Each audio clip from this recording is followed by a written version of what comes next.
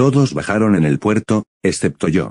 Estoy escribiendo esto en un autobús, volviendo a casa temprano de un viaje frustrado. No puedo dejar de pensar en lo que pasó y siento que necesito compartirlo con alguien más. Este año, unos amigos y yo decidimos tomarnos unas vacaciones juntos y hacer un viaje a la playa, con la intención de quedarnos allí durante una semana aproximadamente. Organizamos que todos nos tomáramos un descanso al mismo tiempo y alquilamos una casa en la costa de un estado vecino. Al principio todo fue sobre ruedas, tomé el autobús sobre las 9 de la noche y sabiendo que el viaje duraría unas 3 horas, me puse los auriculares, recliné el asiento y disfruté de la vista. Quedamos en encontrarnos en el puerto del pueblo. En un momento dado del trayecto, el autobús se detuvo y el conductor nos informó de que haría una breve parada en un pueblo cercano a nuestro destino final. Fui a un restaurante, tomé un café y un bocadillo, que apenas tuve tiempo de terminar antes de que el autobús se pusiera en marcha de nuevo. Estaba a punto de quedarme dormido cuando sentí que el autobús se detenía. El conductor apagó el motor, se encendieron las luces y los pasajeros comenzaron a descender. Rápidamente miré por la ventanilla para comprobar que estaba en el lugar correcto y, tras ver unos contenedores, bajé yo también. Fue entonces cuando las cosas empezaron a ponerse raras. Nada más salir del autobús, me di cuenta de que no había más pasajeros, lo que me resultó extraño porque apenas habían pasado 20 segundos desde que todos habían desembarcado. El lugar en el que me encontraba era solo una parte de la carretera, ni siquiera parecía una parada de autobús, mucho menos el puerto y la estación de autobuses que mis amigos habían mencionado antes. La única señal de vida en los alrededores era una puerta con una caseta de vigilancia y, en el interior, una colección de contenedores y grúas que parecían una empresa naviera. Cuando intenté volver a subir al autobús para preguntarle al conductor si no me había bajado en la parada equivocada, él ya se había ido. Miré mi teléfono, detuve la música y miré la hora, medianoche en punto. Llamé a uno de mis amigos para avisarle que había llegado, con la esperanza de que ese fuera el lugar correcto. No hubo respuesta. Solo logré enviar un mensaje rápido, creo que estoy en el puerto, antes de que se agotara la batería. Al parecer, escuchar música durante 3 horas seguidas era demasiado para mi viejo teléfono. Sin idea de qué más hacer, me acerqué a la caseta de guardia para pedir información. Dentro había una mujer que sonrió al verme acercarme. Le pregunté si estaba en el lugar correcto y le expliqué un poco la situación. ¿El puerto? Oh, no. Estás muy lejos, a unas 5 millas. Creo, querida, respondió ella con una gran sonrisa y una voz un poco extraña. No puedo explicarlo, pero la mujer parecía extraña. Su piel se veía diferente, de tal manera que no podía distinguir si tenía 26 o 62 años, y su voz no sonaba natural. En ese momento no presté mucha atención a nada de esto, pero en retrospectiva, parecía como si ella no fuera humana, sino algo que intentaba ser humano.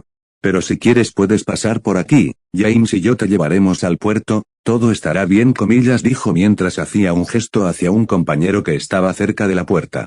No me había fijado en el colega antes. De hecho, es como si hubiera aparecido de la nada en cuanto lo llamo. Vino hacia mí, con la misma enorme sonrisa y la piel extraña. Por alguna razón, eso me dio escalofríos. Aquellos dos mirándome, atravesándome con sus ojos y con esa sonrisa siniestra, casi babeando, como si yo fuera un plato de un restaurante de 5 estrellas. Algo me decía que no esperara a que ese tal James se acercara, así que me alejé, murmurando un adiós.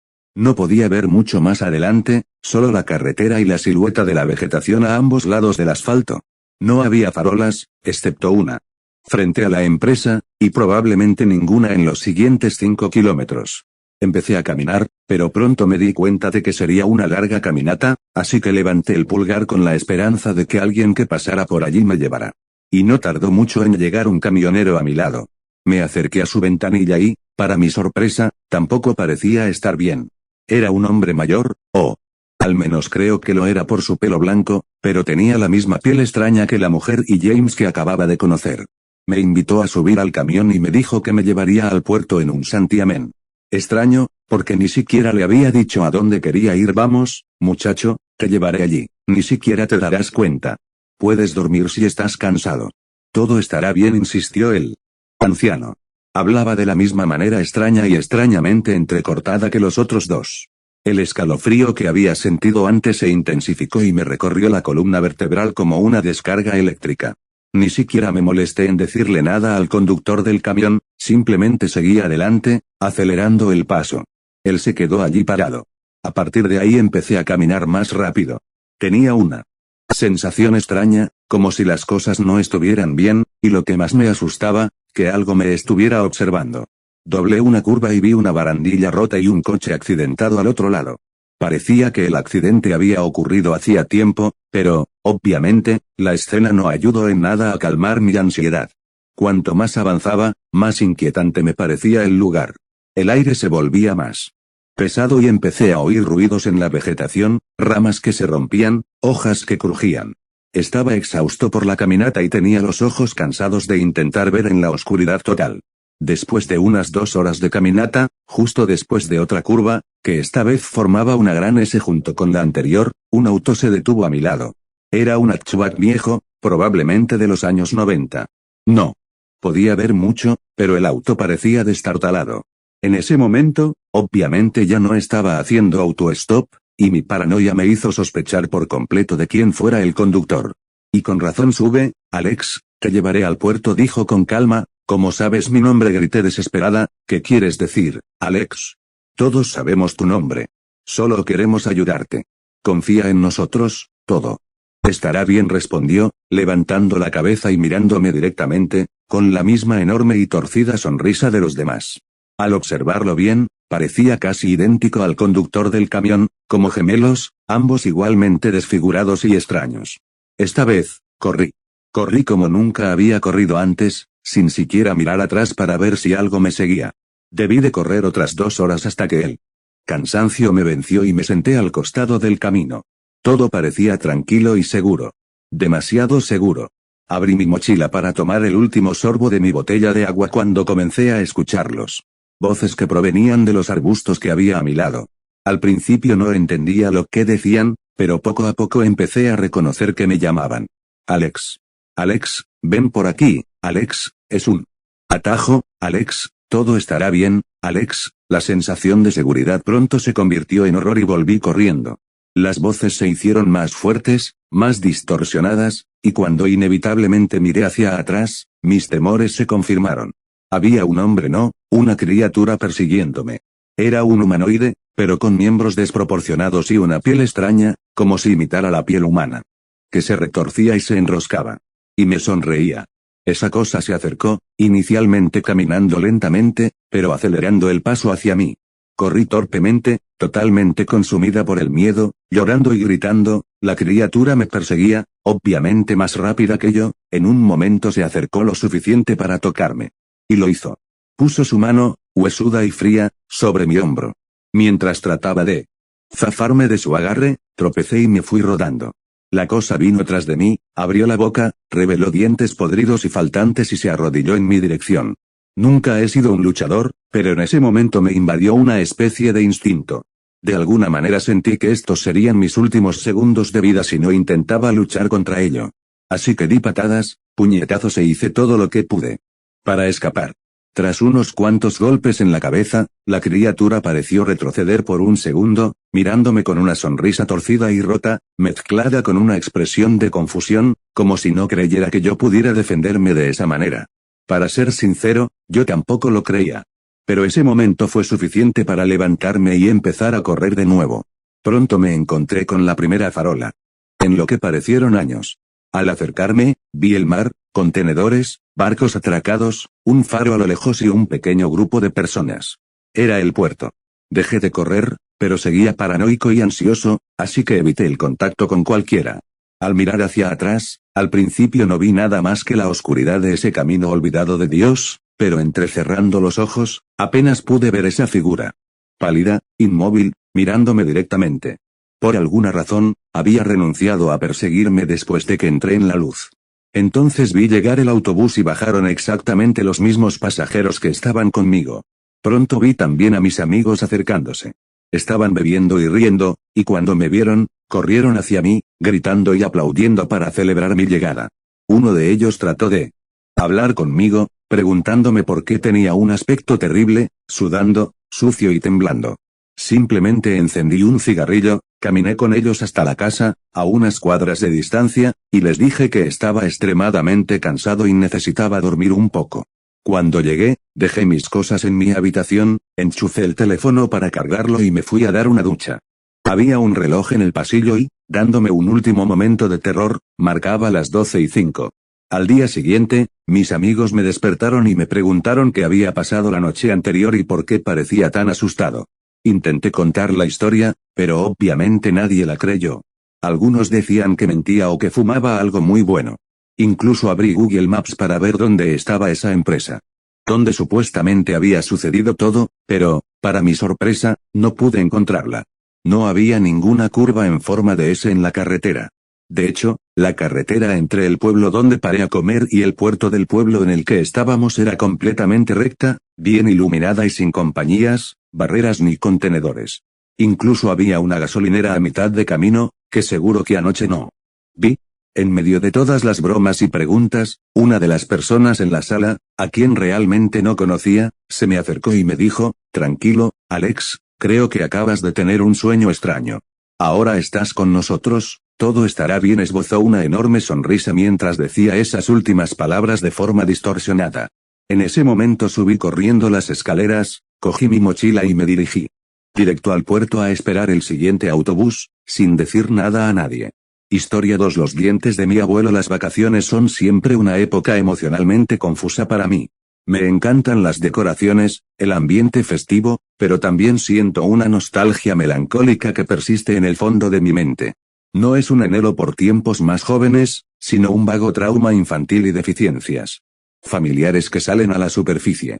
Mi hermana y yo, por separado, seguimos viviendo en nuestra ciudad natal. Mis padres también, y también mis abuelos. No tengo ningún deseo de mudarme, me gusta mucho estar aquí. Sin embargo, eso no significa que no me afecte la proximidad de partes de mi pasado. Practico la Wicca en un sentido moderno y cultural.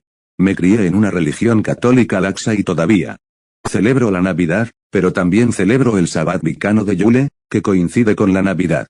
Es agradable poder tener algo para compartir y, al mismo tiempo, tener algo para ti que disfrutar y experimentar. Sin embargo, las fiestas de este año fueron diferentes. Sorprendente, pero no impactante, mi abuelo murió. Tenía 92 años, por lo que su muerte no fue inesperada.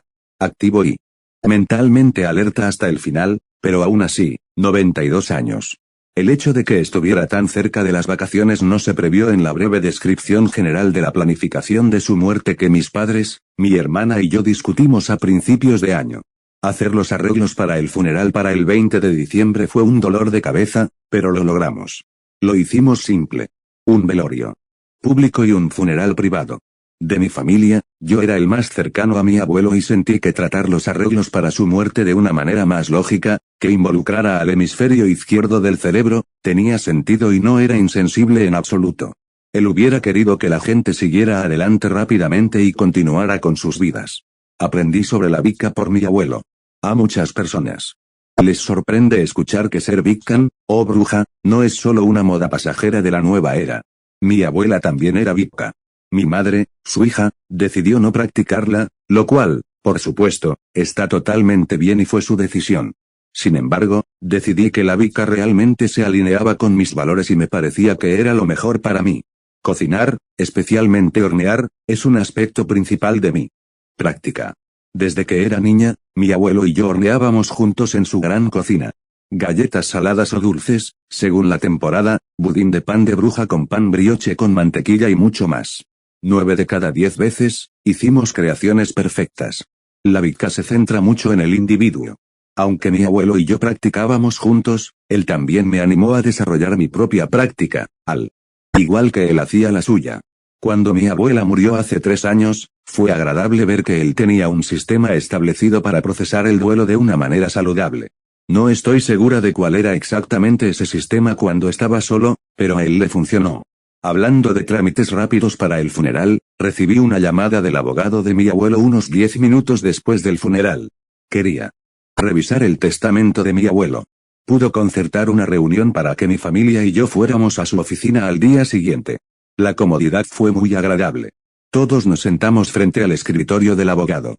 Sinceramente, es uno de los testamentos más sencillos que me han encargado llevar a cabo, dijo el abogado. Como él mismo declaró en su testamento, ya saben que donará la mayor parte de su dinero a organizaciones benéficas y causas que le interesan profundamente. Sin embargo, dejó un total de $10 para dividir entre los 4 en partes iguales. Afortunadamente, todos entendimos y reconocimos que lo sabíamos con mucha antelación. Nadie lo cuestionó. El abogado nos entregó a cada uno un cheque por $2,500. El abogado procedió, lo único que falta es esto. El abogado levantó sobre su escritorio un pequeño y viejo arcón de madera de unos 30 centímetros de ancho y unos 30 centímetros de alto. El marrón oscuro de la madera era casi negro, a juego con el metal negro de las bisagras, la cerradura y el revestimiento de los bordes de las esquinas. Esto es para ti, Zack. El abogado me entregó el cofre. Mi familia me miró con curiosidad, pero no dijo nada. En ese momento traté de abrir el cofre, pero estaba cerrado. ¿Comillas hay una llave? Pregunté. No, respondió el abogado con firmeza. Luego, el abogado afirmó que mi madre había sido designada como albacea de su patrimonio o de lo que sucedería con el resto de sus pertenencias, como su casa. Con esto concluyó la distribución del testamento y el abogado nos hizo salir porque, supuestamente, tenía otras cosas que hacer. El plan era que nos reuniéramos todos para la Nochebuena y el día de Navidad en la casa de mis padres, lo que era normal para nosotros, por desgracia. Conduje de vuelta a casa. Dejé las llaves en el cuenco que había junto a la puerta y llevé el cofre a la cocina, donde lo coloqué sobre la mesa del comedor. Me preparé una taza de té de hierbas y me senté delante del cofre, pensando. Debería intentar forzar la cerradura. Intento abrirlo a la fuerza. Sacudí suavemente el cofre. No se oía nada en el interior. ¿Era solo un objeto decorativo? No parece algo que mi abuelo dejaría en un testamento. La bica tiende a ser utilitaria, y así era mi abuelo. Práctico, pero para nada desprendido emocionalmente. No le gustaba dar ni recibir regalos. Le gustaba demostrar su cariño. Brindando experiencias, actos de servicio, palabras de cariño. La repostería era un claro ejemplo de regalar una experiencia de los sentidos. Dejé el cofre sobre la mesa y decidí encender fuego en la chimenea. ¿Algunos lo encuentran contradictorio, o una dicotomía? No lo sé. De todos modos, a la gente le parece raro que use leña natural de la madera pero que le ponga uno de esos leños empaquetados que se encienden encima. Para continuar con el tema de la bica, creo que es una representación perfecta de la práctica. Viejo y nuevo juntos. Encendí el fuego, e inmediatamente se encendió con un rugido y luego se calmó. Es una chimenea tradicional, no usa grandes inflamables como el gas. La madera debe haber estado realmente seca. Un momento después de que el fuego se calmara, escuché un ruido sordo que venía de la cocina. Me asusté un poco. Por si acaso, agarré el atizador que colgaba cerca de la chimenea y caminé lentamente hacia la cocina. Entré en la cocina y miré a mi alrededor. No había nada. La puerta que conectaba el garaje con la cocina, por la que suelo pasar, estaba cerrada, al igual que las ventanas. Miré hacia la mesa del comedor y vi el arcón. Estaba abierto. Me acerqué y miré dentro. Tuve que parpadear varias veces para asegurarme de que no tenía nada en los ojos y de que lo que estaba viendo era lo que realmente estaba viendo. Había 11 dientes esparcidos dentro del arcón. Un escalofrío me recorrió la columna vertebral. ¿Dientes? ¿Dientes humanos de verdad? ¿Cómo no oí al menos un traqueteo cuando sacudí el cofre? La pregunta en sí misma me hizo sentir incómoda. ¿De quién eran esos dientes? Tuve que asumir que eran de mi abuelo. ¿De dónde más podría haber sacado dientes humanos? Pensé en el peor escenario posible. Había hecho daño a alguien para conseguirlos. En ese momento, simplemente estaba siendo paranoica. Nunca vi a mi abuelo enfadarse ni remotamente por nada. No creo haberlo visto siquiera un poco irritado. ¿Es ese un buen rasgo o el rasgo de un psicópata? Necesitaba tranquilizarme. Conozco a mi abuelo. Horrible, estos tenían que ser sus dientes, y el forense o los encargados de la funeraria no nos lo notificaron porque, por alguna extraña razón, no vieron que la falta de dientes fuera anormal. Quizás pensaron que tenía una mala higiene dental. Había una parte de mí que quería cogerlos y examinarlos, pero la conmoción todavía estaba amainando, así que no lo hice. Es un baúl viejo. Debe haber tenido un resorte y se rompió al abrirse. Dejé el baúl abierto allí y decidí llevarme el té al sofá cerca de la chimenea y simplemente relajarme. Intentaría leer un libro que casi había terminado y luego organizaría mis pensamientos sobre este descubrimiento. Decidí no decírselo a mis padres y a mi hermana. Al menos no tan cerca de Navidad. De nuevo, ya me siento rara con mi familia en esta época del año. No es una emergencia y no quisiera amargarles la Navidad y crear más tensión, al igual que no quisiera que mi Yule se sacudiera de esa manera. Si iba a contarles lo que me dejó el abuelo, esperaría hasta después de las vacaciones. Apenas había leído 3 o 5 páginas cuando empecé a percibir un olor muy penetrante. No era malo, sino muy fuerte. Era canela. No le había añadido nada a mi té. Pensé que quizá la madera que estaba quemando podía estar produciendo olor. Me acerqué a la chimenea, pero no era eso. Recordé que tenía mini escobas de canela colgadas en la puerta de cada una de mis casas. Pensé que era ridículo, porque ¿cómo podían volverse tan fuertes de repente? Pero lo comprobé de todos modos. Abrí la puerta de entrada y el olor a canela me invadió como una ola. Sí, estaba claro que provenía de las escobas de canela. Cuando las compré, literalmente tenías que acercarles la nariz para percibir el ligero aroma que desprendían. Ahora, era como si el aroma irradiara de ellas como un reactor nuclear. Revisé la que estaba fuera de la puerta del garaje de conexión y también era abrumadora. Para aquellos que no lo sepan, en Vipca es tradición colgar una escoba con canela o especias afuera de la puerta durante los sabbats de las estaciones más frías, especialmente Samainayowen y Yule. Es una época muy contemplativa del año. Las escobas protegen tu hogar de la mala energía y te conectan con el reino físico mientras que el velo entre la vida y la muerte es delgado. Son simbólicas. El mismo concepto se aplica a encender fuego en la chimenea. Ya sea que lo notes o no, el aire circula constantemente por las casas. La presión del aire cambia drásticamente simplemente al abrir y cerrar las puertas. Mi casa es bastante antigua, así que pensé que debía haber una corriente particular de aire que arrastraba con fuerza el aroma de las escobas hacia mi casa y luego a través de espacios reducidos, aunque las puertas y ventanas estuvieran cerradas. Realmente no podía pensar en otra forma. Volví a leer. Terminé mi libro, La caída de Albert Camus. Me gustó más El extranjero, pero en general también fue una buena lectura. Eran alrededor de las 9 en punto páginas M. El fuego resplandeciente me había relajado con su luz parpadeando dentro de la habitación. Sin embargo, esa sensación se fue. Mi corazón se hundió un poco. Recordé que necesitaba hacer algo con el cofre de dientes. Me di vuelta y lo vi sobre la mesa. Con las luces apagadas, parecía principalmente una mancha negra más oscura dentro de una habitación ya oscura. Terminé mi té que estaba frío en ese momento. Decidí dejar el cofre allí. Dormiré bien y averiguaré qué hacer con él mañana. Apagué el fuego con cenizas frías, me duché y me fui a la cama. Me levanté de un salto y me incliné hacia adelante en la cama. Me había despertado con pánico. Revisé mi teléfono, eran las 3 en punto AM. Se hizo el silencio. Había tenido una pesadilla. Respiré profundamente unas cuantas veces. Cuando me iba a acostar, escuché un sonido débil. Se fue después de unos segundos. Lo escuché de nuevo. Estaba segura de que era el sonido de las risitas de los niños. No podía decir si venía de afuera o de algún lugar dentro de la casa. Revisé mi teléfono nuevamente. No había ningún sonido reproduciéndose accidentalmente. Pensé que debía ser Alexa reproduciendo algo en el piso de abajo. Me levanté de la cama y la sensación inmediata del frío piso de madera en las plantas de mis pies se sumó a la tensión en el aire. Tengo una escopeta semiautomática en el armario de armas de mi habitación, pero sentí que sacarla sería excesivo. Bajé lentamente las escaleras, que normalmente crujían. Ni siquiera había bajado del todo las escaleras cuando vi la luz roja de Alexa, lo que significa que no me olvidé de apagarla antes de acostarme. No se oía ningún sonido. El sonido intermitente de las risitas de los niños había cesado. El penetrante olor a canela todavía llenaba el aire de abajo. Encendí las luces de la sala de estar y de la cocina y comencé a mirar a mi alrededor. En la encimera de la cocina, al lado de la estufa, estaba mi bolsa de harina para hornear, abierta. Las ventanas y las puertas todavía estaban cerradas y bloqueadas. Miré por las ventanas delanteras y traseras. No había nadie allí. Nada estaba tocado o fuera de lugar, excepto la bolsa de harina que estaba afuera. Luego vi el cofre en la encimera, por supuesto, todavía allí. Me acerqué a él.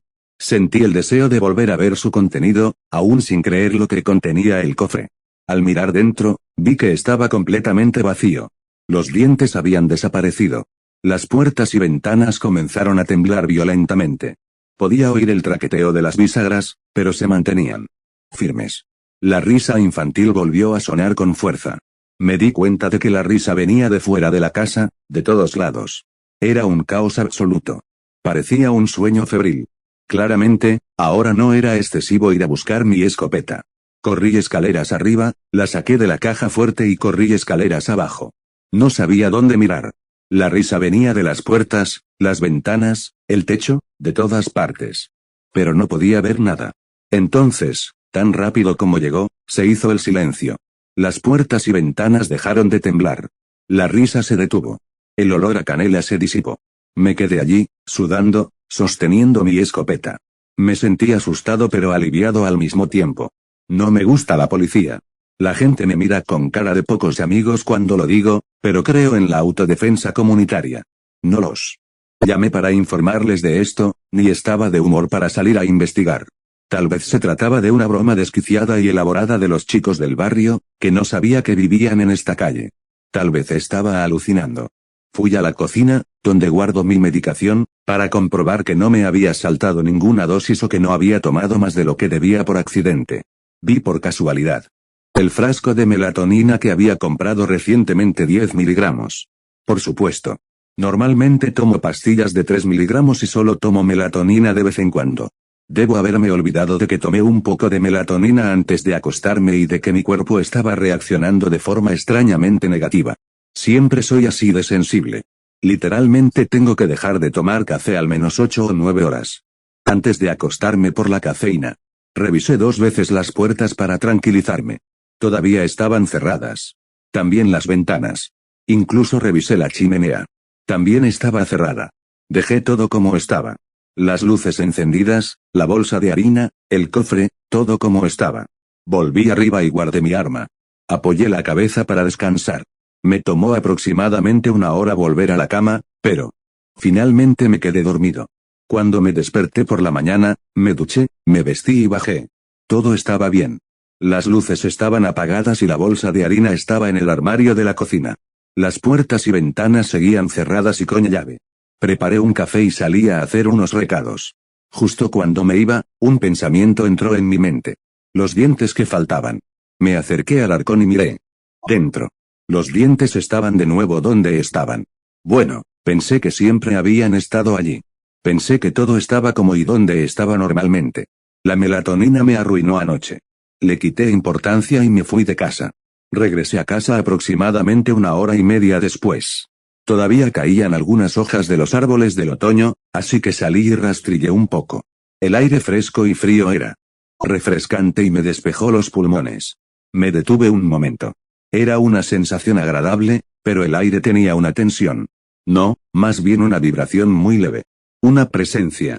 Una anticipación que persistía en el fondo. Lo atribuí al extraño desequilibrio estacional. El otoño se aferraba con fuerza, no dejaba que el invierno se asentara por completo. La destrucción climática hacía que cada año fuera más cálido. Terminé de rastrillar, puse las bolsas de papel con hojas en la acera y entré. Encendí otra hoguera en la chimenea y me acomodé con un libro nuevo. Se oscureció rápidamente. Poco después de empezar a leer, el fuego rugió. Era el mismo fuego rápido que se produjo cuando lo encendí el día anterior, pero ahora solo, no justo cuando lo encendí. Pensé que debía tener más cuidado con la madera que elegía porque se estaba volviendo peligrosa. Tal vez 30 segundos después de eso, comenzaron las risitas. Las risas de los niños lentamente comenzaron a rodear la casa. Acepté rápidamente que esto no era la excusa de la noche anterior, me dije a mí misma. Esto no era yo. Esto era real. Me levanté y me dirigí hacia la puerta principal para investigar cuando la caja de mi abuelo sobre la mesa, sobre la que seguía sin hacer nada, comenzó a temblar en su lugar. Caminé lentamente hacia ella. Tembló violentamente. Los dientes, de nuevo, habían desaparecido. Las puertas y ventanas comenzaron a temblar de nuevo. La risa de los niños aumentó y se hizo más fuerte. El olor de las escobas de canela se volvió abrumador. Corrí escaleras arriba y agarré mi arma. Cuando volví a bajar, corrí hacia la puerta y casi giré el pomo, algo me detuvo. Sentí una sensación repentina que me detuvo en mi lugar diciéndome que no abriera la puerta. Una parte de mí quería continuar, pero seguí sintiendo la emoción repentina que me guiaba a quedarme adentro. No abras la puerta. Caminé hacia atrás hasta el centro de la habitación y me quedé allí. Dejé que todo sucediera. El fuego rugió de nuevo. Pero siguió ardiendo en lugar de la explosión rápida que había hecho 2 veces antes. El cofre se sacudió aún más violentamente, al igual que las puertas y las ventanas. El hedor de la canela me picó las fosas nasales. La risa de los niños se hizo cada vez más profunda hasta que sonó puramente demoníaca. Resonaba por todo el exterior de la casa. Me quedé allí. Me quedé en mi lugar y protegí mi hogar. Si eso, fuera lo que fuese, entraba, me defendería. No tenía otra opción. Entre la cacofonía, otro sonido logró hacerse notar. El breve y claro timbre del temporizador de mi horno. Cuando hizo su único timbre, todo se detuvo. El fuego volvió a la normalidad. El arcón, las puertas y las ventanas dejaron de temblar. El olor a canela se apagó. La risa se había ido. Volví al arcón y los dientes. Habían regresado. Todo había terminado. Lo que también estaba allí era la bolsa de harina, de nuevo en la encimera de la cocina. Durante el resto de la temporada de Yule, dejé el cofre abierto sobre la mesa. El día que terminó Yule, cerré el cofre y lo puse en el estante del armario de la sala de estar. Mi abuelo me enseñó cuando era más joven acerca de los niños de Yule. Algunas culturas vicanas como las brujas en Islandia los llaman los muchachos de Yule. Siempre me enseñaron acerca de ellos como un cuento estrictamente simbólico para elevar la idea de la energía protectora en su hogar. Me dijeron que el grupo de al menos 13 niños traviesos eran de una pareja de brujas que practicaban magia oscura. Supuestamente eran las almas de los niños que no fallecieron debido a accidentes aleatorios o razones inexplicables, de los padres de aquellos en un pueblo cercano de las brujas que vivían en los bosques o las montañas, dependiendo del recuerdo. Las brujas llamaban a los espíritus para que se quedaran con ellas, y estos 13 lo hicieron. Finalmente, la pareja de brujas murió de repente. Se dice que se sacrificaron a alguna entidad desconocida. Pasé la Navidad con mi familia y volví a mi vida normal. ¿Qué más podía hacer? ¿Llamar a la policía? Lo que experimenté fue lo que experimenté. Fue real. La gente experimenta eventos sobrenaturales todo el tiempo. Algunos son ciertos y otros son falsos o malinterpretados. No se trataba de un mito vicano. En cambio, lo vi como un evento positivo y profundo que, en todo caso, confirmó aún más mi práctica espiritual. Fue un milagro. Pasaron los meses y llegó la temporada de Halloween. Mi sabbat favorito, Samhain. Estaba en la cocina horneando para darle un toque realmente cálido a la casa en una fría noche de otoño. Podía escuchar el viento agitando las hojas afuera. Era realmente agradable. Puse el plato en el horno y puse el temporizador. Entonces, se escuchó el sonido de un ligero temblor. Entré en la sala de estar para ver de dónde venía el sonido. Escuché, venía del armario. Me acerqué a la puerta cerrada del armario. Sí, venía de adentro. Sabía que era el baúl. Tenía que serlo. Me quedé allí parada, sin saber qué hacer. ¿Debo volver a sacar el cofre a la mesa? ¿Debo dejarlo donde está y dejar que pase lo que pase? Realmente no sabía qué hacer. Todavía no sé qué hacer con los dientes de mi abuelo. Historia 3 arañas de guerra por fin tengo. El valor de publicar esto. No me importan las consecuencias. Pueden arrestarme y procesarme por traición. No usaré mi nombre real. Me pueden llamar Rare. Sargento Rare Bucescu, del ejército rumano. Esto es lo que me pasó en octubre de 2022. Estaba en una unidad militar en el delta del Danubio, al norte de la región de Dobrogea de Rumanía, bajo la frontera con Ucrania. Un poco de contexto, para aquellos que no están familiarizados con los lugares, esa región de Ucrania es el sur de Basarabia, encajonada entre Rumanía y la República de Moldavia y solía ser territorio rumano. Ha tenido un pasado turbulento, perteneciendo durante siglos a muchos estados, siendo estratégicamente importante. En aquellos días, en Rumania reinaba mucha confusión y miedo. Al estar cerca de la guerra, los rumores de incidentes hacían que la situación fuera muy tensa. La gente tenía miedo, varios aviones militares rumanos fueron derribados, las fuerzas ucranianas admitieron que lo habían hecho por accidente. Al ser Rumania un país de la OTAN, cualquier incidente de este tipo podría degenerar en una guerra con Rusia o Ucrania y Rumania podría estar en la primera línea de destrucción de la Tercera Guerra Mundial. Esa noche oímos explosiones antes de que dieran la alarma. Parece que unos misiles procedentes del norte de la frontera alcanzaron objetivos rumanos. Era una tarde fría de otoño. No sería el último incidente de este tipo. No sabíamos si eran ucranianos o rusos. El coronel nos convocó para que nos preparáramos para marchar hacia el objetivo. El delta del Danubio está dividido entre Rumanía y Ucrania. Es uno de los últimos ecosistemas verdaderamente salvajes de Europa, declarado reserva de la biosfera. Se trata, básicamente, de una enorme zona pantanosa, donde el Danubio se divide en canales más pequeños, hasta desembocar en el Mar Negro. Por supuesto, obedecimos las órdenes en silencio, entre la espesura. Las explosiones cesaron, se veían algunos incendios a lo lejos, no podíamos distinguir si estaban al otro lado de la frontera o no. De repente, se oyeron disparos no muy lejos, nos ordenaron estar preparados para el combate. Otra unidad militar estaba bastante cerca, fue enviada primero. Cuando finalmente llegamos al lugar de las primeras llamas, pudimos ver que había habido una explosión a primera hora de la tarde en suelo rumano. Al otro lado de la frontera también. Ardían cosas. Nuestros compañeros de la otra unidad habían llegado al lugar, algunos ya habían caído, muertos o heridos. De hecho, la mayoría de ellos estaban caídos. Había llegado la guerra. De verdad, por primera vez. Parecía irreal. Yo era un soldado, sabía que ese era mi propósito, pero no se suponía que fuera así. También parecía irreal, no lo esperaba. Quiero decir, en la historia rumana. Como nos enseñaron en la escuela, los rumanos lucharon valientemente contra nuestros enemigos, contra los otomanos, los húngaros, los soviéticos y los nazis. Pero al menos entonces estaba claro contra quién y por qué luchábamos. Ahora no. Finalmente encontramos a un soldado con vida. Respiraba con dificultad cuando el coronel le gritó, comillas informe. ¿Qué ha pasado? Punto.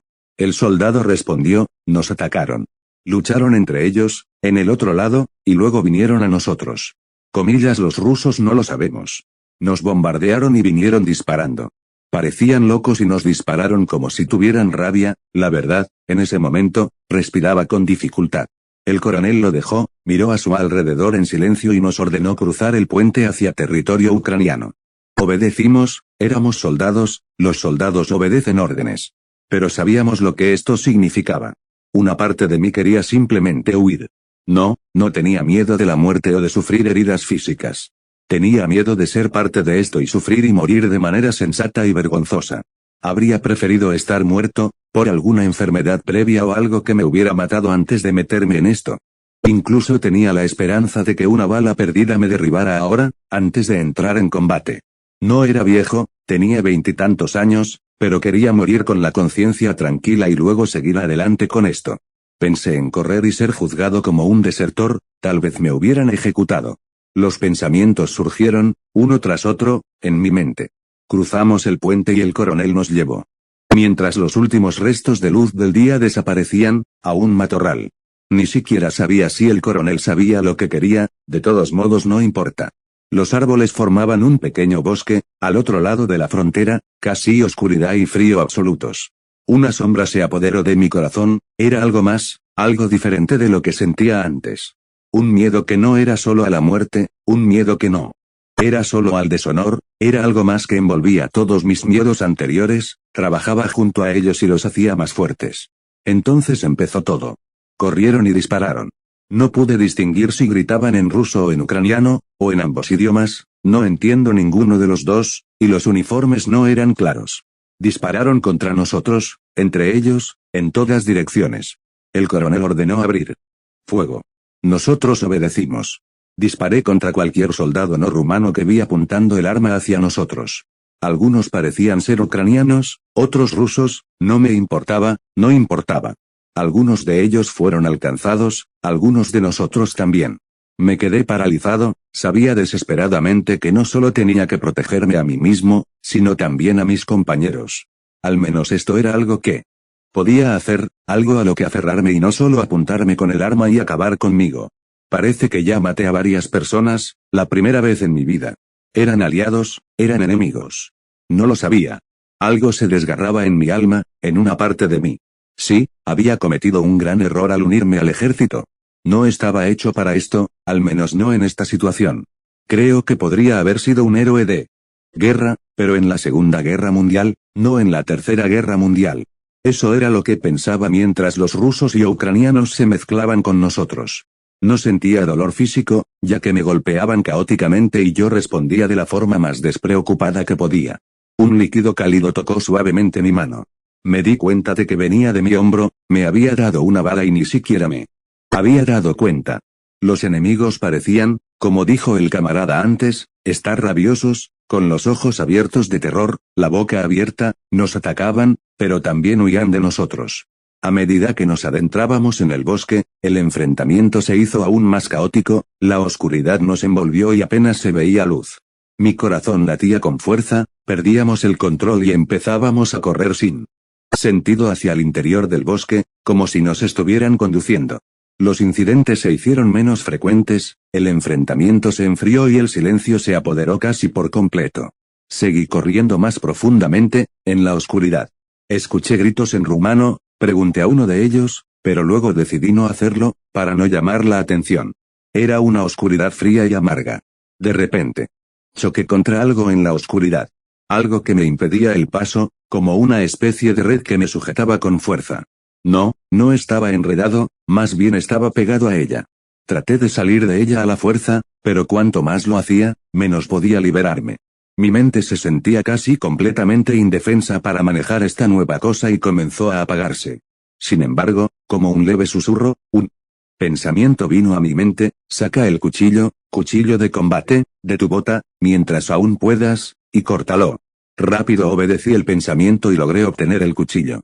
Afortunadamente, mi brazo derecho estaba casi completamente libre de la cosa y pude agarrarlo y comenzar a cortar. Al principio me costó mucho conseguirlo, pero creo que fue bueno que fuera difícil. Si hubiera sido demasiado fácil, mi mente no se habría calmado y habría vuelto a correr a ciegas. Al principio estaba desesperada, viendo que era tan difícil cortar, sobre todo porque sentía claramente que necesitaba salir lo más rápido que pudiera. A medida que luchaba con el proceso, empecé a tomar conciencia de mi situación y de mi entorno y, aunque sabía que tenía todas las razones para terminarlo lo antes posible, pude evaluar mi situación y lo que me rodeaba con más calma. Había poca gente alrededor en ese momento, pocos disparos, algunos gritos de vez en cuando. La oscuridad me parecía irreal y embriagadora. Traté de deshacerme de ese pensamiento, que empezaba a apoderarse de mí, pero no podía escapar de él. Y algo como un susurro en mis pensamientos me decía que algo muy malo me sucedería pronto, si no salía pronto de allí. De hecho, cuando estaba a punto de cortarla por completo, oí un estruendo en los árboles detrás de esa red, desde arriba, hacia mí. Durante los últimos 2 segundos, antes de liberarme, incluso alcancé a ver algo que se movía, pero escapé y retrocedí. Esta vez, estaba decidido a no perderme tan fácilmente y, aunque estaba lejos de estar a salvo, caminé lentamente y, finalmente, decidí detenerme y evaluar. La oscuridad casi total se sentía antinatural, como una especie de niebla negra que, una vez que entraba en los pulmones, hacía que mi mente se sintiera como si estuviera bajo los efectos de alguna droga. Pensé que esto podría ser armas químicas o algo así. Me quedé parado en el lugar y abrí una linterna de mi mochila. Pude dirigir la luz solo unos pocos metros frente a mí, como si la luz se perdiera en esa niebla. Pude ver los árboles a mi alrededor, no había nadie a la vista. Fui hacia lo que me pareció la salida, lentamente, mirando a mi alrededor.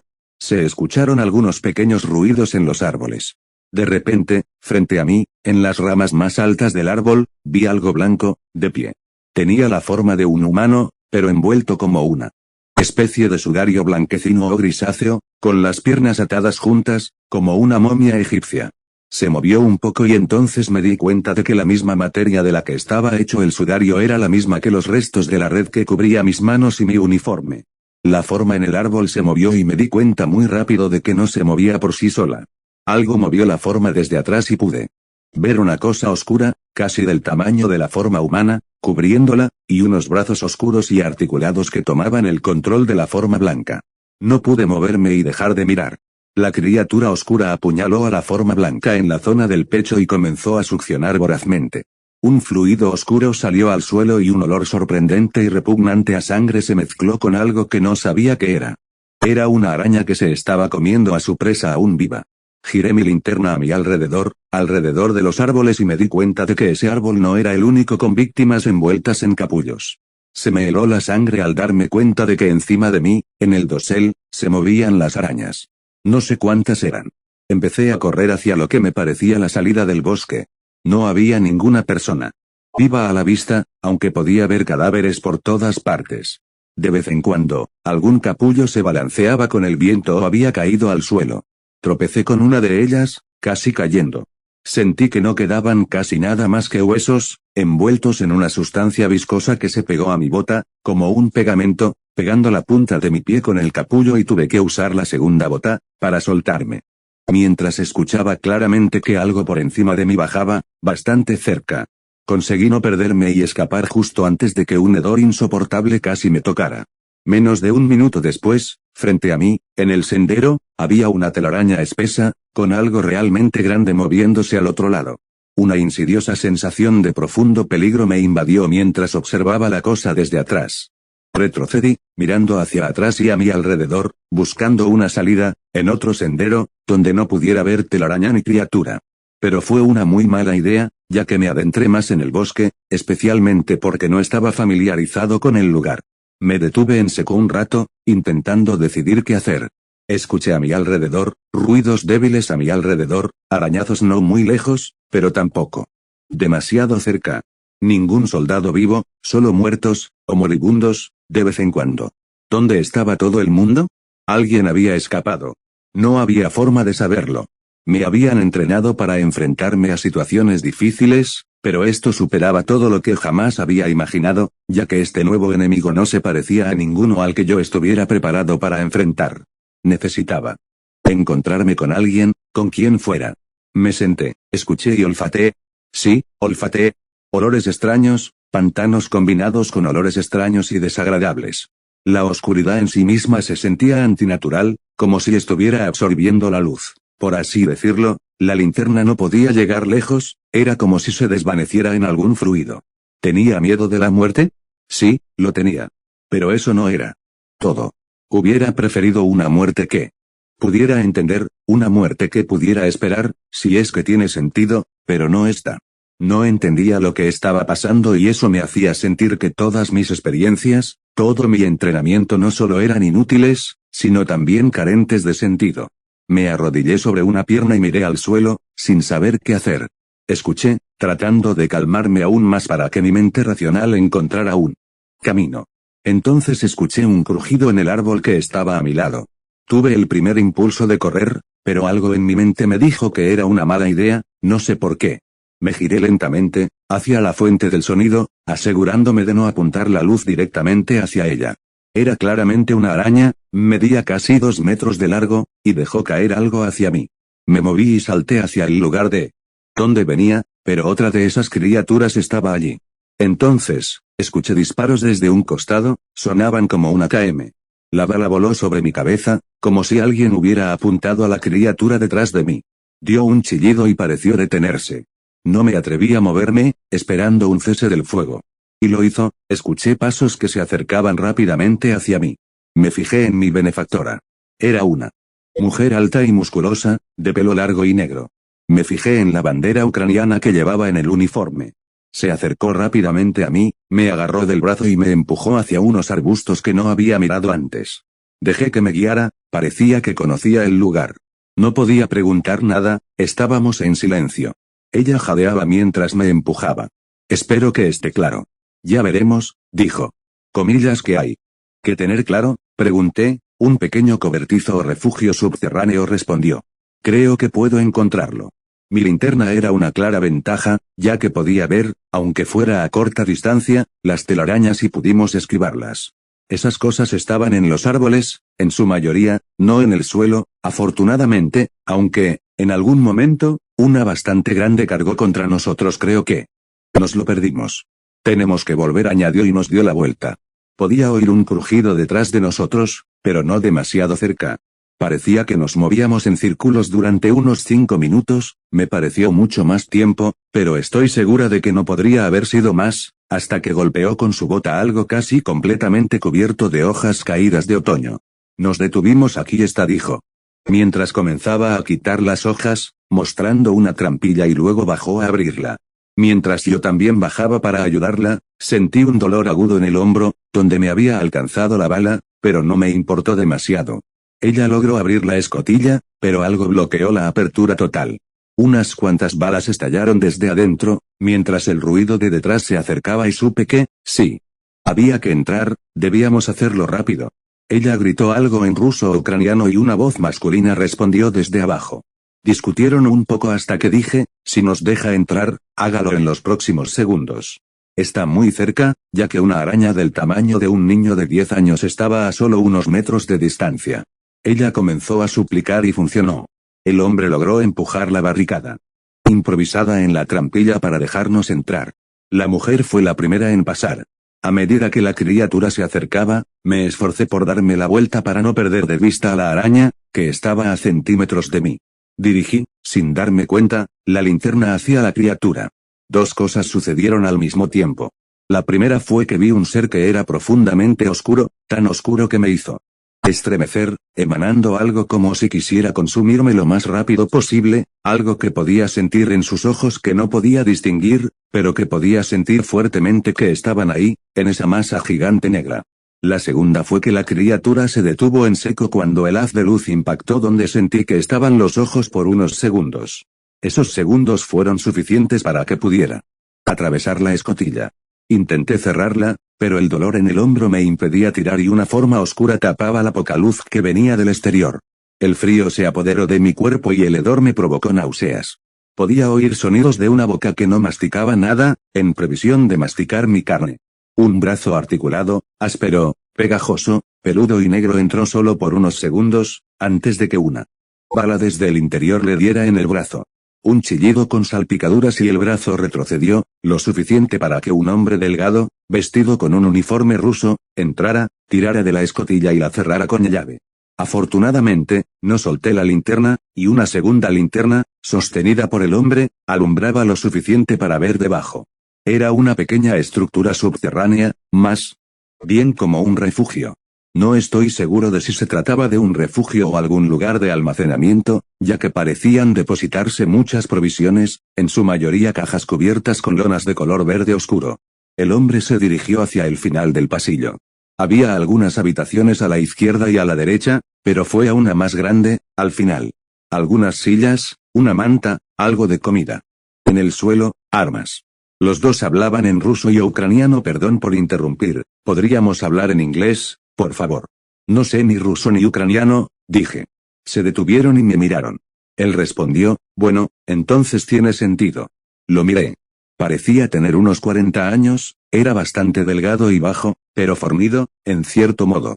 Su cabeza, casi completamente rapada, estaba cubierta con una pequeña gorra militar. ¿Comillas qué está pasando?, pregunté. Se quedaron en silencio durante unos segundos, luego el hombre comenzó, sin respirar con facilidad, como si estuviera tratando de mantener la calma, luchamos durante 2 días antes de que llegaran. No teníamos previsto disparar en territorio rumano, pero como en tan poco tiempo se produjeron bajas, empezaron las cosas raras. A medida que la falta de sueño se acumulaba, algunos de nosotros empezamos a actuar de forma extraña, no todos de la misma forma. Al principio eran solo sueños y alucinaciones, creo que ahora no eran alucinaciones, de ser atacados en sus camas por unas pequeñas criaturas. Algunos mostraban pequeñas cicatrices en sus cuerpos, pero no les prestamos atención, ya que estábamos en medio de una batalla. Algunos empezaron a atacarse entre sí, el coronel ordenó la detención y luego fusilaron a todos los que se comportaron de manera agresiva. Los ucranianos siguieron luchando, nosotros tuvimos que contraatacar. Pronto, ya no sabíamos hasta qué punto luchábamos contra el enemigo y hasta qué punto luchábamos entre nosotros. No sabía en quién podía confiar, si podía seguir órdenes o no. Entonces empezaron a aparecer esas cosas. No les presté mucha atención, tratando de evitar que mis compañeros me mataran. Pero no pude negarlo cuando vi por primera vez una araña negra, cerca del borde del campamento, devorando el cuerpo aún vivo de nuestro cocinero. Conseguí acercarme a Yuri, uno de mis compañeros que todavía se sentía cuerdo y nos retiramos al centro del campamento, hasta que llegó la orden de dejar gran parte del equipo y adentrarnos en el bosque cerca de la frontera y nos arrastraron junto con el resto. En los campos, esas criaturas nos atacaron, algunas tratando de defenderse. Pero incluso aquellos que aún podían entender que este era un nuevo enemigo no humano contra el que teníamos que luchar, parecían demasiado confundidos e incapaces de contraatacar adecuadamente. Escuché que estábamos a punto de enfrentarnos con el enemigo ucraniano, que los rumanos parecían haber cruzado la frontera, como respuesta a la provocación, cuando Yuri y yo logramos escapar y entrar al bosque por nuestra cuenta. Pero las arañas estaban allí, eran más numerosas y más grandes. Yuri fue atrapado por una muy grande, justo antes de que yo tropezara con la trampilla. Encontré mi camino y bloqueé la entrada. La mujer comenzó: a nosotros también nos pasaron cosas muy similares. Primero vimos pequeñas arañas que picaban a la gente y esta empezó a comportarse de forma extraña. Desafortunadamente, nuestro coronel se vio afectado bastante pronto y empezó a disparar a la gente. El mayor disparó al coronel y gritó que era el nuevo comandante. Algunos protestaron y alguien que no pude identificar disparó al mayor. Las compuertas estaban abiertas y mis compañeros empezaron a atacarse entre sí. Me escondí hasta cierto punto, pero luego, como en su caso, me dejé llevar por la corriente, mientras la gente empezaba a dirigirse hacia el bosque. Suspiré y los miré.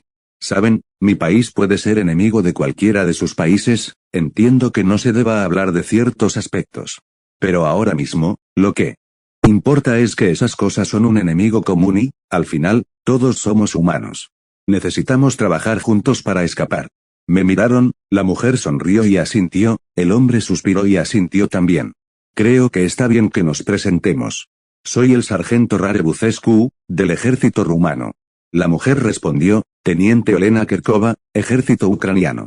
El hombre dijo: Soldado Dmitri Feodorov, ejército ruso. Nos dimos la mano y empezamos a hablar sobre una estrategia. Olena intentó ayudarme con el hombro, ya que tenía una sustancia viscosa y apestosa en el uniforme.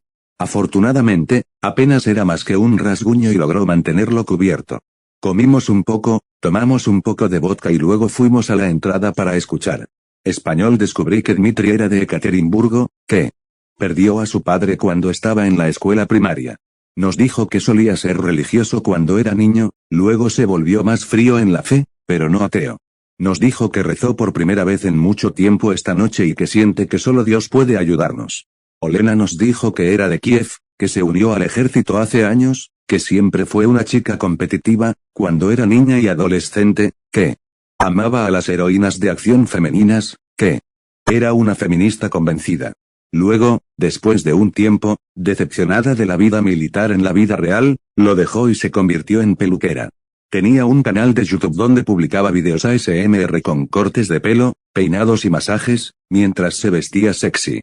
El canal ganó algunos seguidores, hizo algunas intervenciones, como bombear sus labios, planeó un aumento de senos, cuando llegó la guerra fue llamada a las armas, sobre la base de su formación previa. Les dije que yo era de Suceava, en el norte, que no era particularmente religioso, que me hice soldado por los juegos de guerra y rol que jugaba cuando era adolescente y que lo justificaba pensando en la literatura patriótica que me enseñaron en la escuela primaria. Les dije que nunca fui verdaderamente religioso, que iba al servicio de Pascua, a bodas y funerales y eso era todo. Dmitri me dijo que sería una buena idea comenzar a rezar ahora y nos mostró la cruz que le regaló su difunta abuela y que nunca dejó de usar. El ambiente estaba casi en silencio, pero no nos atrevimos a salir, pues todavía sentíamos su presencia, como si estuvieran esperando a que saliéramos. Empecé: esas linternas no se quedarán sin batería pronto. La noche todavía es bastante larga, así que tenemos que decidir rápidamente qué hacer. Los oigo chillar afuera. ¿Hay alguna manera de que entre? No, Lena respondió, hay algunos conductos de ventilación, en los laterales, por lo que sé, pero son bastante estrechos. No sé, si hay pequeños, como parecen cambiar de tamaño, pueden entrar. Yo digo que hay que asegurarlos, respondí.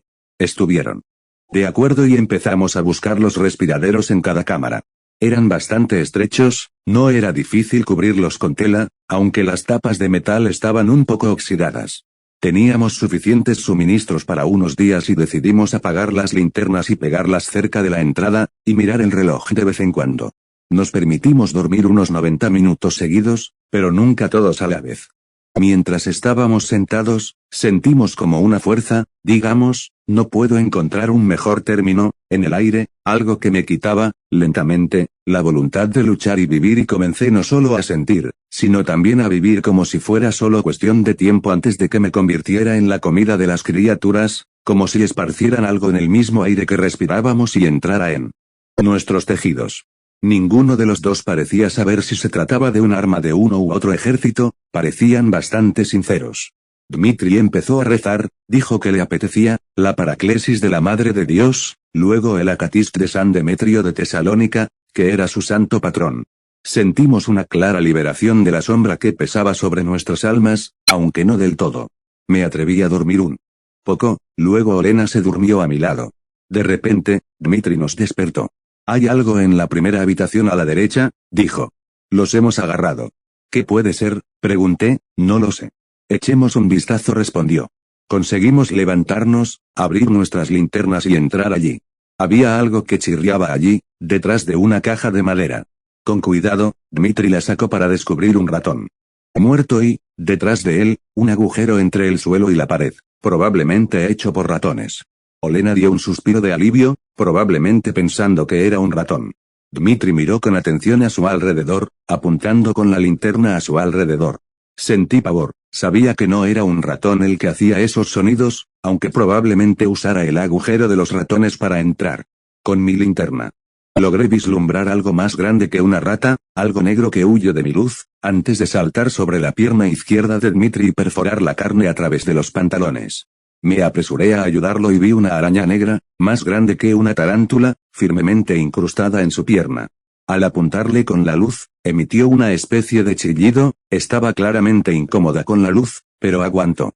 Agarré mi cuchillo e intenté apuñalarla, entre la cabeza y el abdomen. No fue fácil, ya que debía tener cuidado de no ser mordido yo también.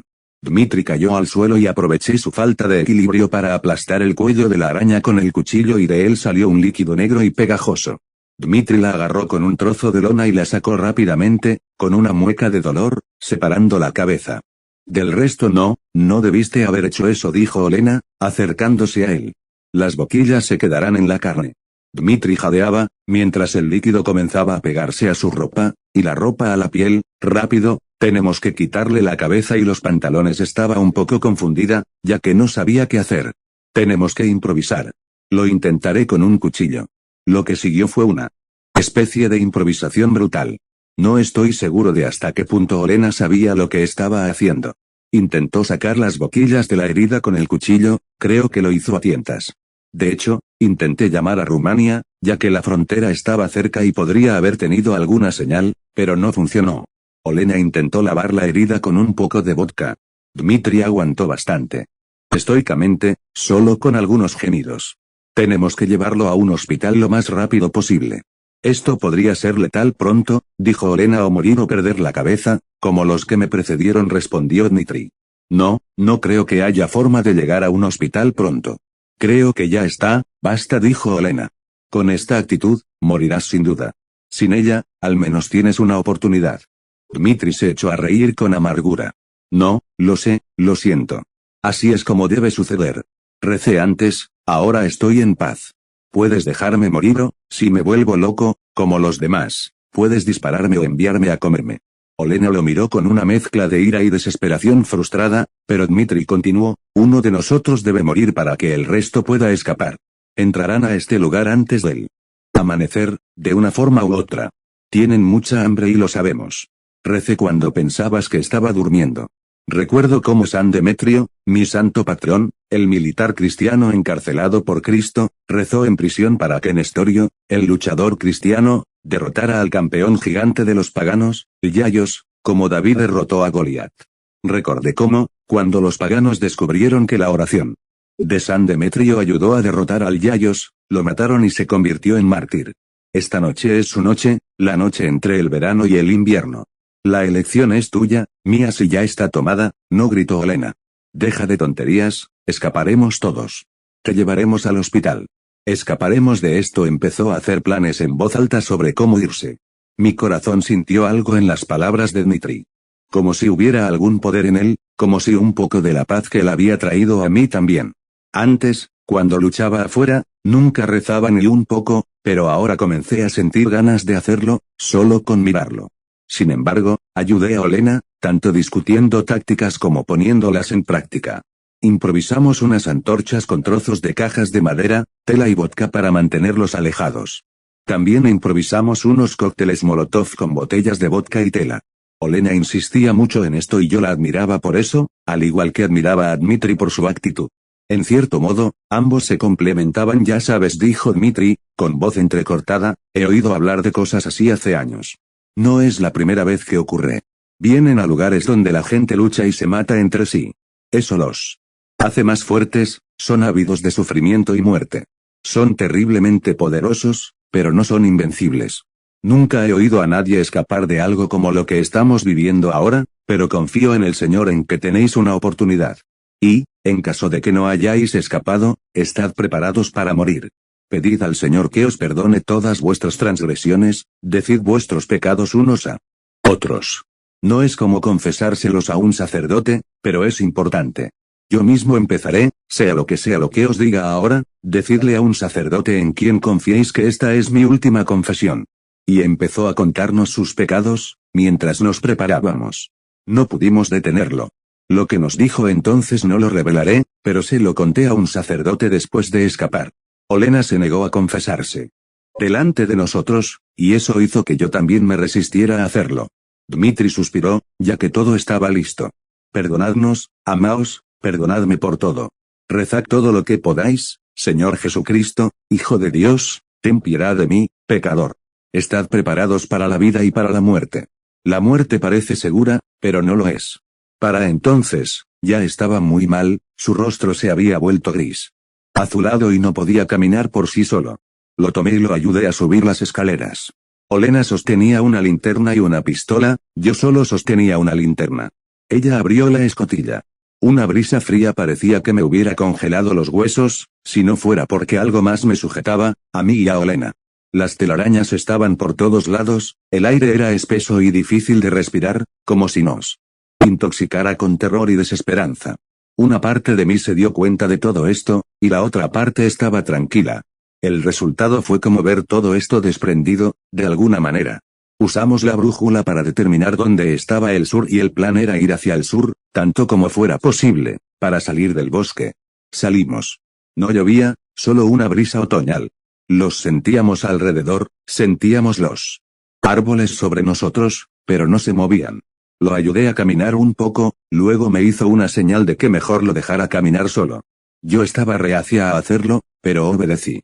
Después de unos metros, me di cuenta de que retrocedió unos pasos. Me volví hacia él, Olena también se volvió.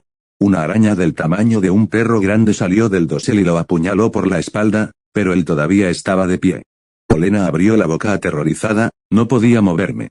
Dmitri habló, no sé cómo pudo hablar, ya que lo habían apuñalado por la espalda. Cristo ya es victorioso.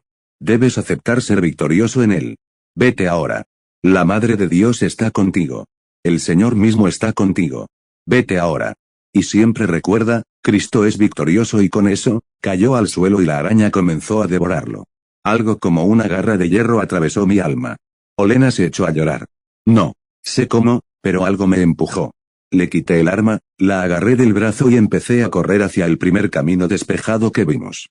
El aire era muy denso, difícil de respirar, no como el smog de una ciudad, sino como algo más. Era una noche clara, no muy fría, pero me sentía como si estuviera en una gigantesca jaula helada en un sótano, rodeada de una multitud de depredadores que me permiten vivir unos segundos más, no por mi bien, sino porque compiten entre ellos por tenerme. Las telarañas estaban por todas partes, no podíamos sentirlas casi por todas partes, no solo oírlas, sino también verlas en los árboles. Teníamos que correr, si nos quedábamos en un lugar, su mera presencia crearía una especie de miedo venenoso que se apoderaría de nosotros pronto, la acumulación sería inevitable. Incluso si no nos atrapaban. Perdí el sentido y la orientación, me metí en cualquier paso libre entre los árboles.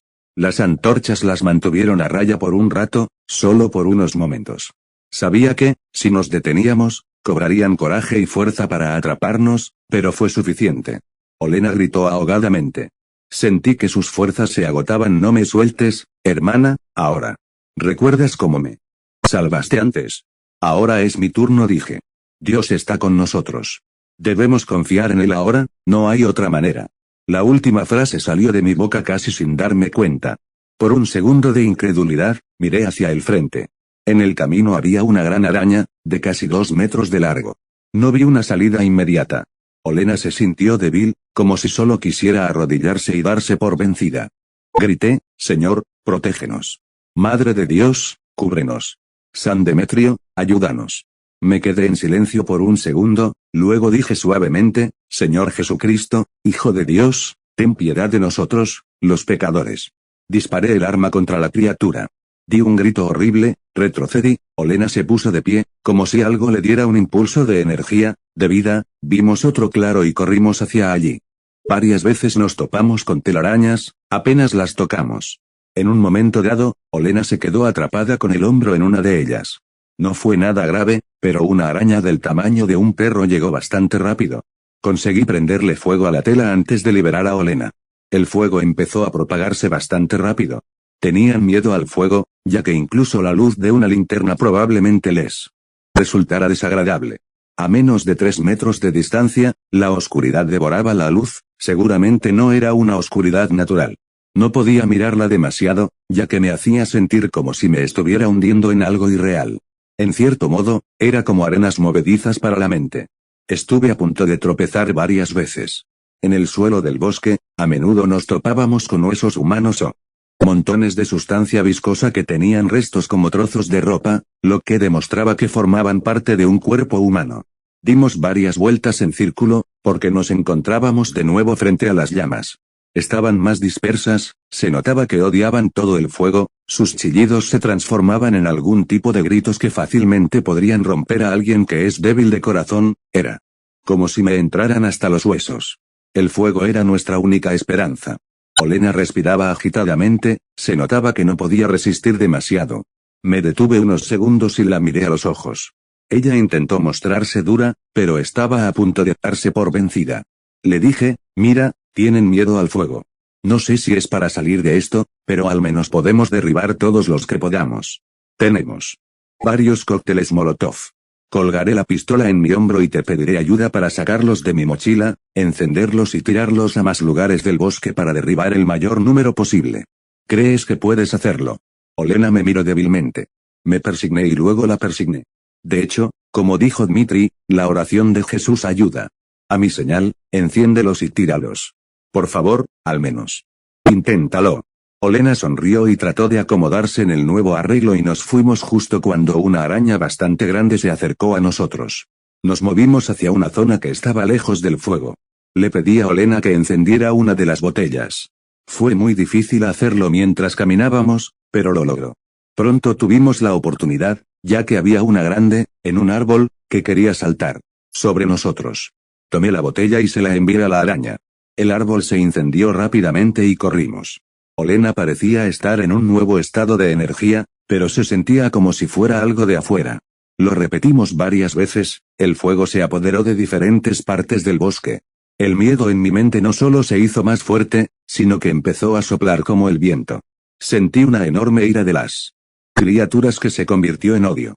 Rezamos la oración de Jesús casi sin cesar, solo para mantenernos en pie.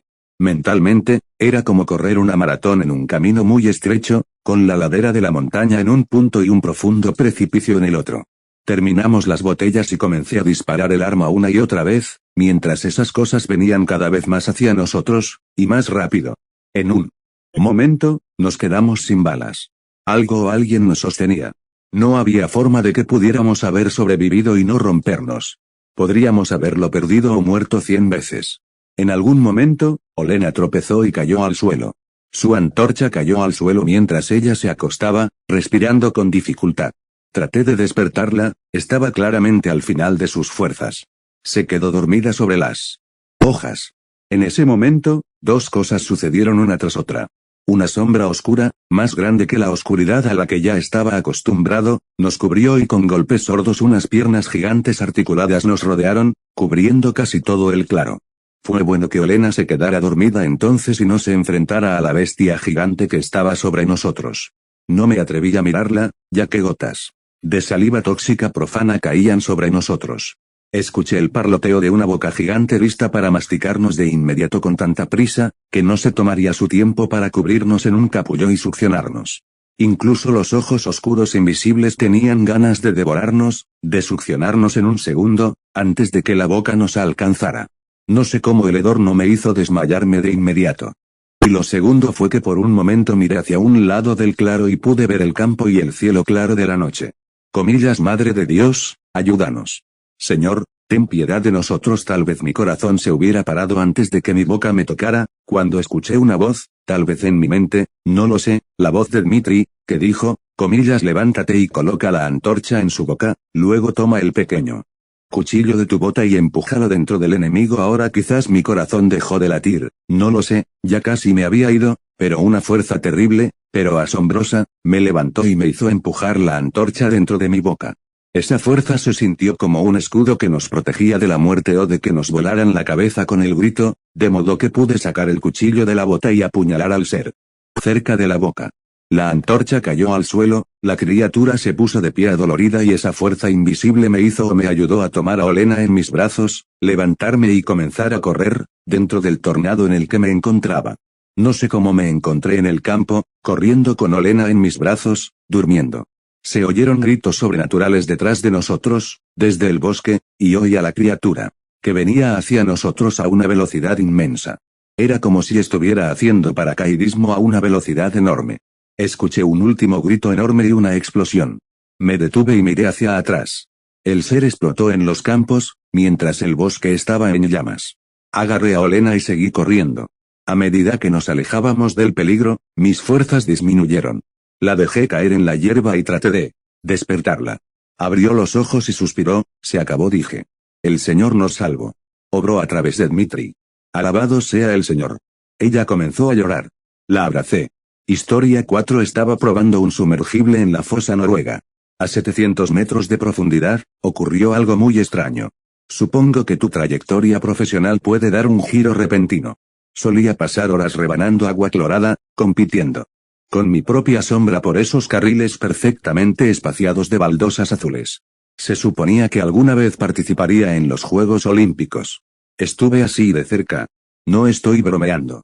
Pero después de unas roturas en el manguito rotador y unas cuantas operaciones fallidas, mis sueños se hundieron como una piedra.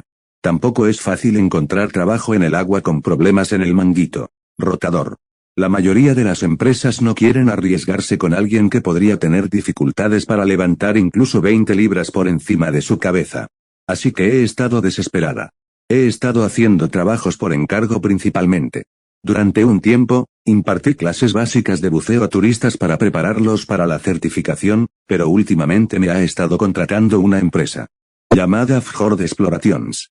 Han desarrollado algunos nuevos sumergibles y los están probando en la fosa noruega. Uno de mis antiguos entrenadores está involucrado en la empresa. Su esposa es una de las inversoras. Es una pequeña esfera de metal cubierta de cámaras. Claustrofóbico si te dejas llevar por ello, parte de una nueva línea de negocio en la que Fjord Exploration se está aventurando. Exploración de aguas profundas para el consumidor cotidiano. Diseñado para descender mucho, mucho más profundo de lo que cualquier persona normal puede llegar, expandiendo los límites de lo que sabemos sobre las visitas a los fondos marinos. Sinceramente, a medida que se acercaba la fecha de la prueba, me iba emocionando. Voy a bajar 700 metros y voy a dar mi opinión sobre su primera prueba con pasajeros humanos. También tengo un poco de miedo. Pero no es como si fuera a decir que no. Dentro del sumergible hacía mucho frío, mucho más de lo que esperaba. La vaina era diminuta. Imagínate que estás dentro de una máquina de resonancia magnética esférica, de pie y con el cinturón completamente atado. Todo el panel frontal de la cápsula es un cristal especial, un ojo de buey de observación. Me están enviando hacia abajo y me están levantando. Fácil. Comillas, lista, María, gritó por los altavoces, devolviéndome al aquí y ahora. Me quedé mirando el agua por el ojo de buey.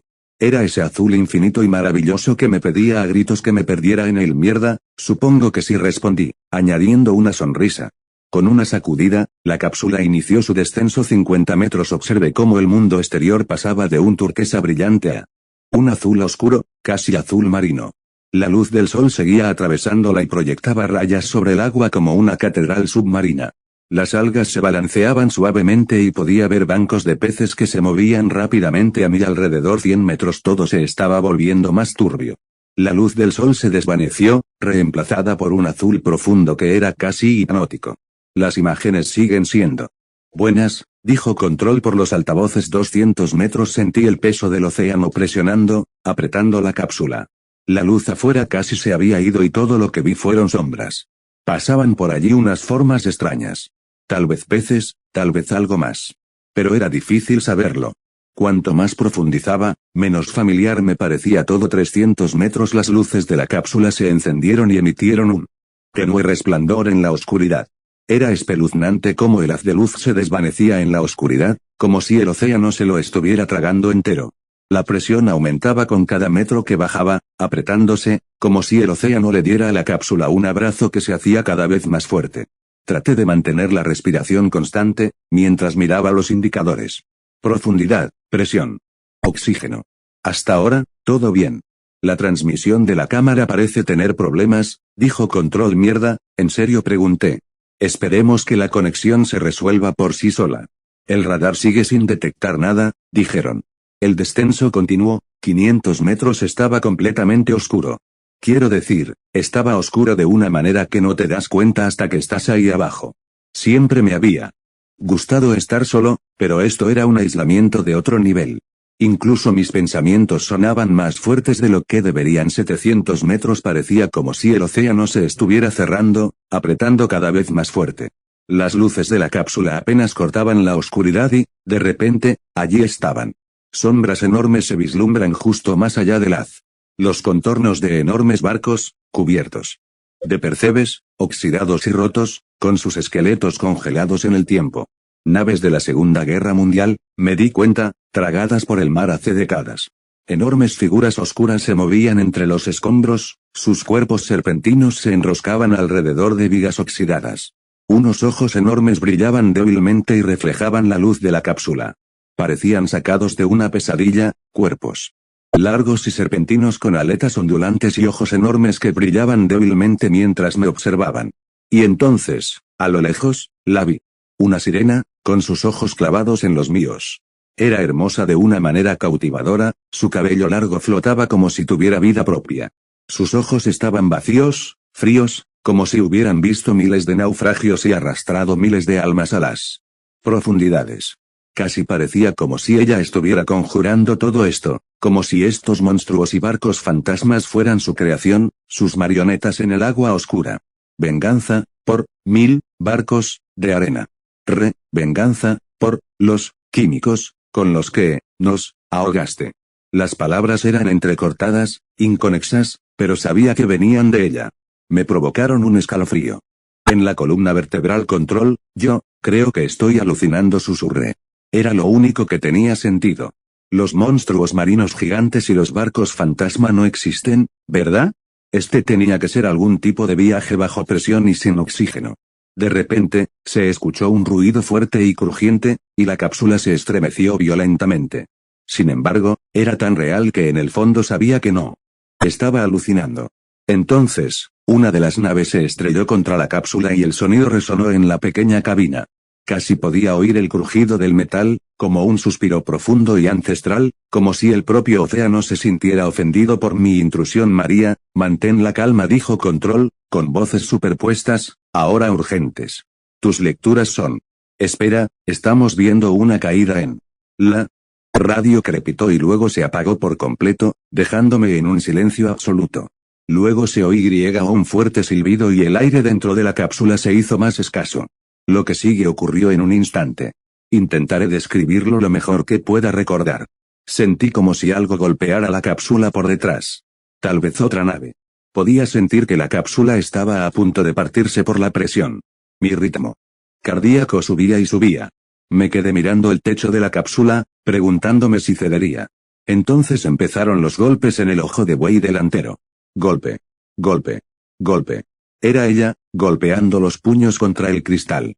Se detuvo y luego, lentamente, metió la mano a través del cristal, como si no estuviera allí, y envolvió sus dedos anfibios alrededor de mi muñeca derecha, apretándola con más presión de la que jamás podría haber imaginado.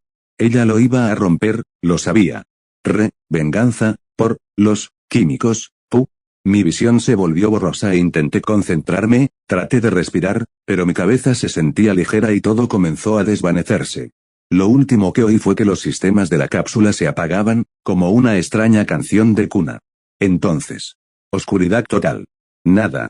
Cuando volví en mí, me encontré con las duras y vibrantes luces de la oficina de Fjord Explorations.